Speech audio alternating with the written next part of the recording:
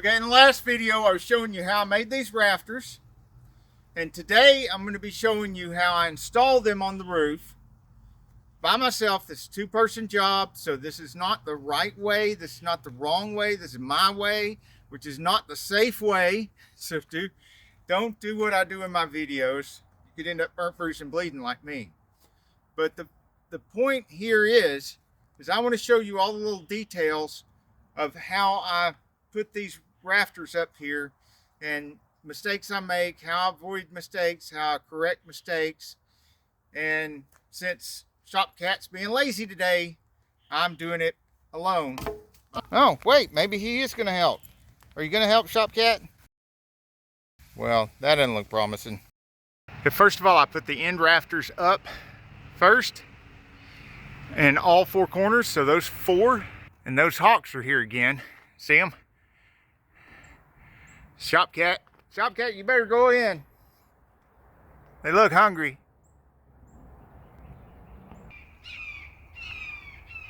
Yeah, they sound hungry too. So here's the other two, rounding out my corners. Not that these braces and stuff that I made won't hold this ridge beam up real good, but that it was pretty windy yesterday, and I'd just like to go ahead and get the four corners stabilized as quickly as possible. They're still not fully stable, and I'll show you why. It's because I hadn't nailed in all the rafter ends yet. You see, these two I've nailed in. They can't slip down. The reason I hadn't nailed them in yet is, number one, I don't have them all up yet. You can see this whole half is not done. The other reason is because I hadn't built this support yet that I needed right down the middle.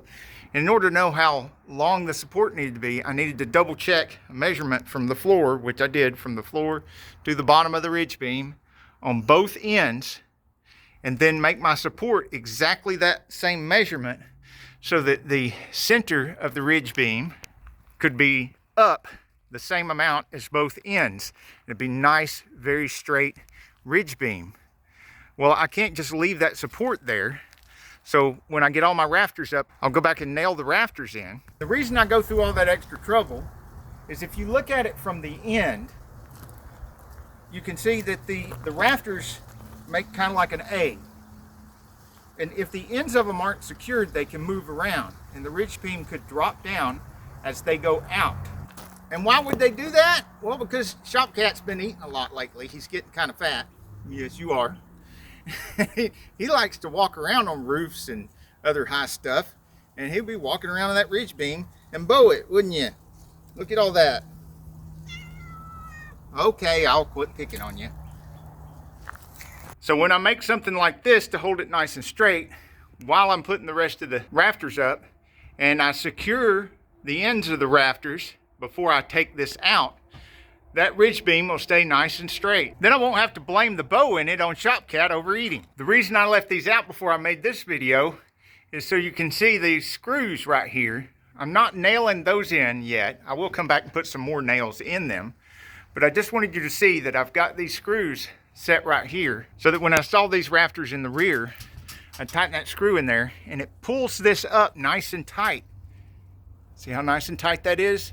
Instead of pushing it away like a nail does. It just pulls it up nice and tight. And I'm showing you these details so when you watch the rest of the video and you see me putting these rafters up, even if you can't see the details, you'll know the details of what I'm doing, because in the back here, when I'm putting the front rafters in, I'm putting these screws in at an angle, and they're pulling the front rafters up against that ridge beam nice and tight as well. I hold my fingers up here at the top to make sure that I don't go above the top with the edge of the rafter, so that it's nice and smooth on the top. Any excess I have sticks out the bottom here. And normally I would carry the little cheap Black & Decker up here because I don't need the extra power that this Porter cable has.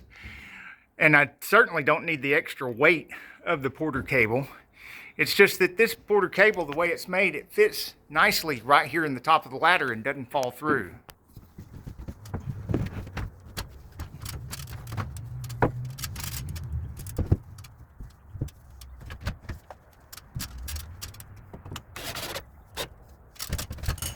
You'll notice I have the added advantage when using the screws on this. And then just pull it up nice and tight. It also allows me to put my hand in there in harm's way, and I can do the screws slowly not have to worry about putting the screw into my hand. Like with the nail gun, if I off just a little bit, I could go through that wood and right into my hand. I'm trying to hold my fingers up there and get it nice and even. So I just don't want to use the nail gun for that. I can get that screw in there, come back later, put a few nails in there, and not have my hand anywhere near where the nails might come out. Still, not Mr. Safety. So don't look at this as a safety video.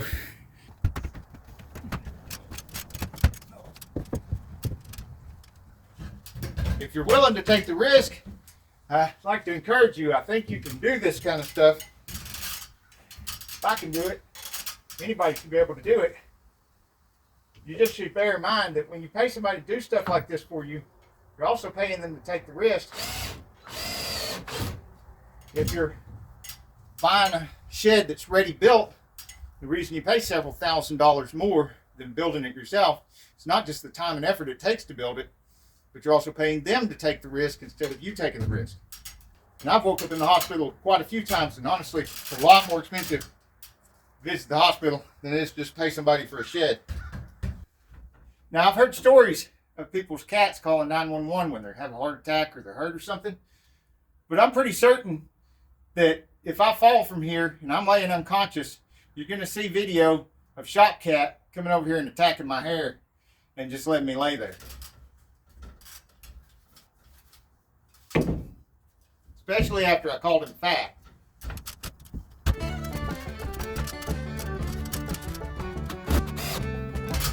Now I get up here and start the screws.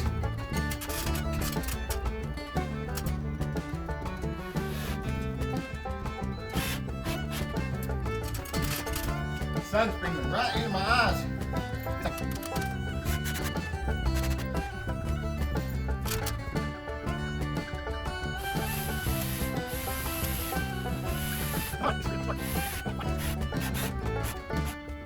Something else that's worth mentioning, if you're not careful with these screws, or any screws for that matter, in these kind of gloves, they have that grip surface on them, and you're spinning, sometimes the glove will grip that a little bit while it's spinning. It'll wrap it up in there like very quickly and try to break your finger. And this is a very powerful cordless, and that's one of the reasons why I like working with the cheaper little Black & Decker when I can. It doesn't have the power to break your finger. It doesn't have the power to really hurt your finger that much. It may wrap it up in there and be annoying and might even tear the glove, but it just doesn't, the little Black & Decker doesn't have the power to do much more than that.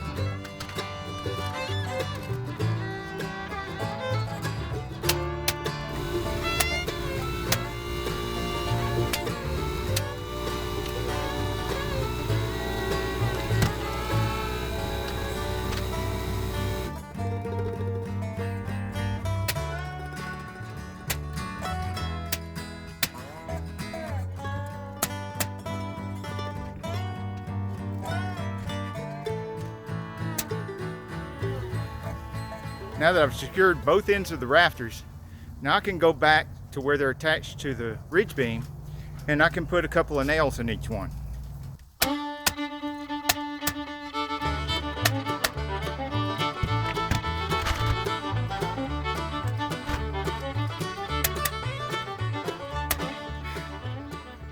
As you can see, that goes pretty quickly. In the corner, you'll see the next video, which will be me putting the decking on. The other corner, there's a link to the full playlist from dirt to finished product. Hopefully we're going to come in under $2,800 budget for the very similar, maybe a little bit better built than the Home Depot shed that's $6,100 sticker price before sales tax and everything. So join us for that and see if we meet our goal.